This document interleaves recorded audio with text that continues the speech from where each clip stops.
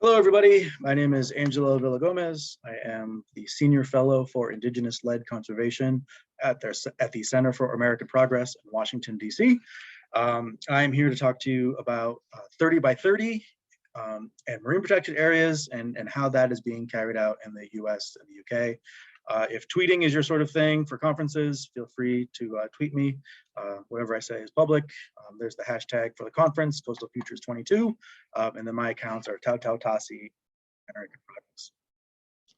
So I will just start off by saying, this 30 by 30 goal is the idea to protect 30% of the ocean by 2030. And both the US and the UK have committed to this at the highest levels of government. In the US, President Biden has the America Beautiful initiative, which kicked off last year. And they're, for the most part, are still in the early stages and haven't created any new protected areas. It's been going on a little bit longer in the UK.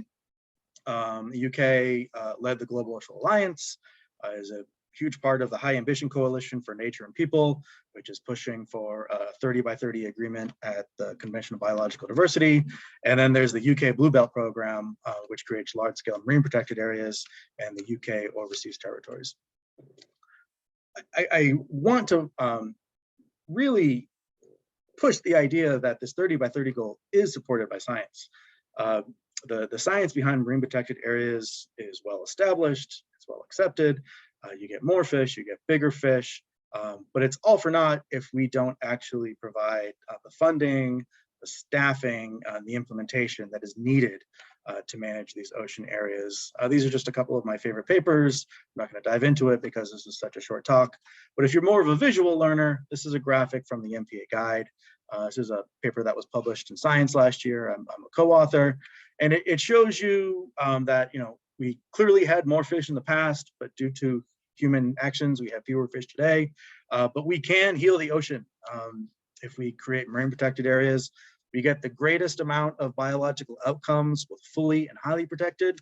But there is value to having some protections on the ocean. And again, it's all for naught if we're not spending the money and the staff time to implement these areas. So where does this 30 by 30 goal even come from? It's been out there for about 10 years. In 2014 in Australia at the IUCN World Parks Congress, there were some agreements that included 30% protections for the ocean, but it really started to take off around 2016 at the IUCN World Conservation Congress in Hawaii with this resolution, which was negotiated and voted upon by a majority of the IUCN members, which is made up of governments, NGOs, and indigenous groups. And I'm just going to read it out loud. The goal is to designate and implement at least 30% of each marine habitat in a network of highly protected MPAs and other effective area-based conservation measures with the ultimate aim of creating a fully sustainable ocean, at least 30% of which has no extractive activities, subject to the rights of indigenous peoples and local communities. Now, I'm going to try to simplify this a little bit. I do want to highlight the importance of the rights of indigenous peoples and local communities. It's literally my job doing this sort of work. I also want to point out that the ultimate aim is creating a fully sustainable ocean, and that 30 by 30 should really be seen as one tool in our toolbox toward achieving that overall goal. But for the purposes of this talk and how the US and the UK are doing, I'm just going to delete these and invite you to my other talks on these topics. I'm going to highlight one other bit here, these other effective area-based conservation measures. Sometimes these are called OECMs or conserved areas. Again, I could give you another talk just on what these are, but these are areas that protect nature without actually being protected areas. Maybe areas that are off limits for national security reasons. But again, that's not the purpose of this talk, so I'm going to really just focus on this portion of the language, highlight here what I consider to be the most important bits, and then break it out and add numbers so it's easier for all of you to understand. So when we talk about 30 by 30, it's not just 30% by 2030. The actual scientific agreed upon goal was to designate and implement at least 30% of each marine habitat in a network of highly protected MPAs. This rarely comes out when we see 30 by 30 in communications materials, but these are the measures by which we should look at our progress. So I'm going to go ahead and take a very, very high level look at how the US and the UK are doing against these 6 measures. And in the question and answer, if you have some specifics, you can ask me. But again, I really mean to be extremely high level. We're 30,000 feet here, whatever that is in meters. So these are the numbers for the UK around the homeland. England, Wales, Scotland, Northern Ireland. And the UK claims that 38% of all of the waters are covered by some sort of MPA. By square kilometers, most of that is offshore. But I would note that these aren't the most highly protected areas. They're sort of lacking in design. I think something like 97% of British offshore MPAs allow dredging and bottom trawling. I know that there are folks who are possibly watching this that have been highly critical of some of these MPAs over the years, and that there is a pilot scheme to create 5 highly protected MPAs around the homeland. And I don't necessarily know the details of that, but I do recognize that there are folks in government who are pushing for stronger protections.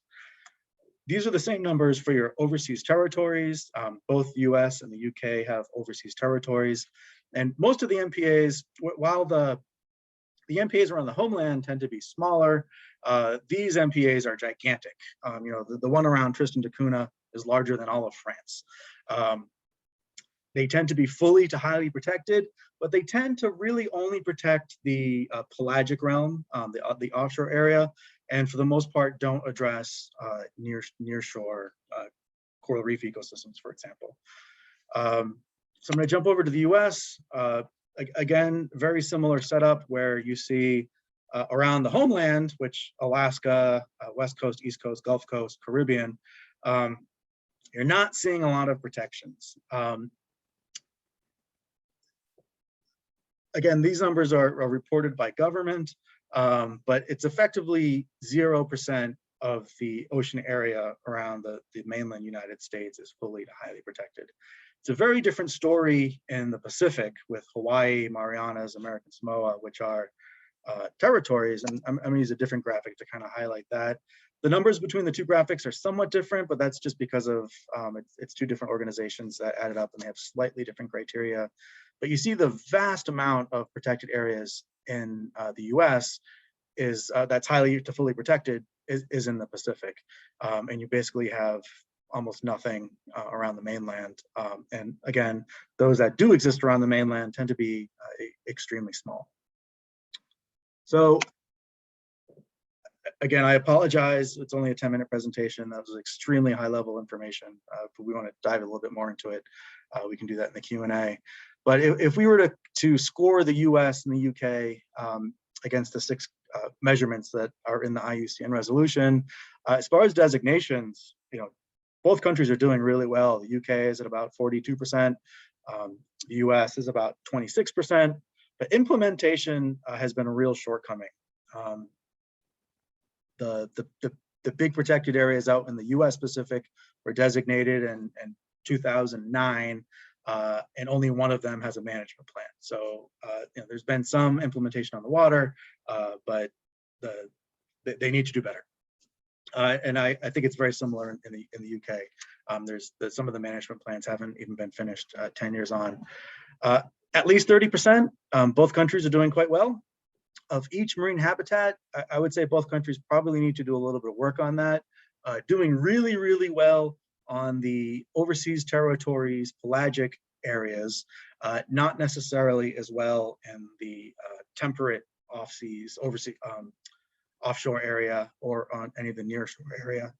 In a network, again, that probably needs a little bit work from both countries. And then of highly protected MPAs, again, doing really, really well in the overseas territories, probably needs a lot more work near shore. So, the take-home message is that both the US and the UK have had some really great progress in developing their marine protected areas over the years. but it's clear that the ones that exist, we need to do a better job of designing and managing them, and that we probably need more of them, in particular around the homeland. So that's all I have for you. Thank you very much for coming to my talk.